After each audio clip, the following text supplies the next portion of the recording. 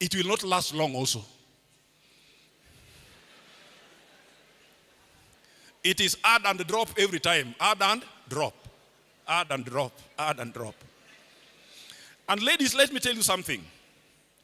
What men don't know. You know, when a man has known you, I'll come there, the value goes where? Low. He now starts thinking of others. That's what ladies, people think that when you open up, then you'll be loved more. Wrong. You will be downgraded. Why do you devalue yourself? So be a Christian and choose a Christian. Leave the things, those who are not Christian, alone. They have their things that they do which do not go with Christianity. Pastor Nyarangi made a statement I love. Let me repeat him. I've quoted him. He said, even if I'm told there is no heaven and there's no Christ, I'll still be a Christian. It's a better. You know, I've seen some people here who think to see them there. Somebody takes his own money, buy things, then he walks, the mouth is smelling, he walks this way, he pee on his dress.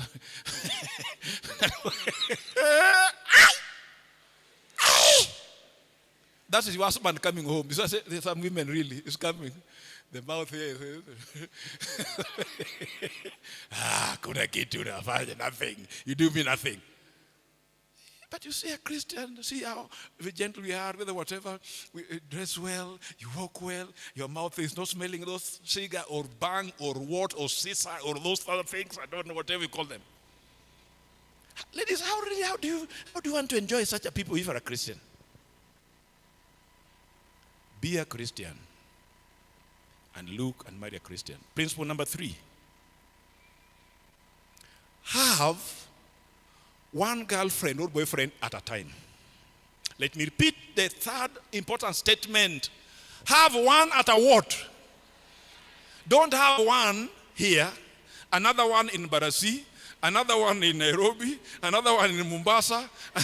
No, don't be like the matatu drivers. That every stage there's somebody. Have one at a what? Time. Do you hear what I'm telling you? Even here you can know. Have one boyfriend and girlfriend at a time.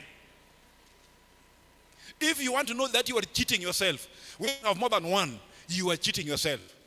There's this fallacy that you see, I will have 2, then I will check which one I marry. What about that one also have 3? In you have chosen this one number 1, that one you have chosen number last. So where will you meet? It is fallacy. All is vanity. Hallelujah. Have one at a time. Hallelujah. And when you have one, let be not hide and seek. Do it in the open. Don't hide it. Not at dark. Meet at open places. Talk at open places. Leave this idea of closed door policy. That closed door policy will harm that thing you are calling love. That closed door policy that you are having. Do you know the closed door policy? Leave it alone. One girl at a time. Be transparent. If you are serious, let your parents know it. Let your spiritual leaders know it. Because let me tell you a little about men. Once a man is known, he will not do what we call hit and run. Because most men like hitting and doing what? You know, ladies are the one who carry the pregnancy. And when you get pregnant when you are still young, let me tell you something. There's what we call pelvic bones. There are 2. In the pelvic bone, you carry what we call pelvic cavity, where the baby normally comes from, normally. Bones get developed fully after the age of 24. Before that one, they are still growing. So when you are small and short and your age is not developed and you get pregnant, you know you will not give birth normally. You are just laughing. When you give birth is when you will know what I'm talking about. It's not a laughing matter. Yeah? I'm telling you the truth. Now let me open my heart to speak to you openly. When you get that one and you want to hide and whatever, you will go, number 1, either you may not even have the enough resources to do cesarean. And most people have even died giving birth. I will not want to give any 3 examples that I know, but my wife wanted me not to name names. I would have named. From Rongo, we lost 2. because I knew what was the problem. They had gotten pregnant. First, they want to hide it. Number two, they don't want to be known, so they don't want to eat well, so they don't have enough strength. And when the time of delivery comes, the head, because it's the head that comes first, not the legs, cannot pass through that cavity.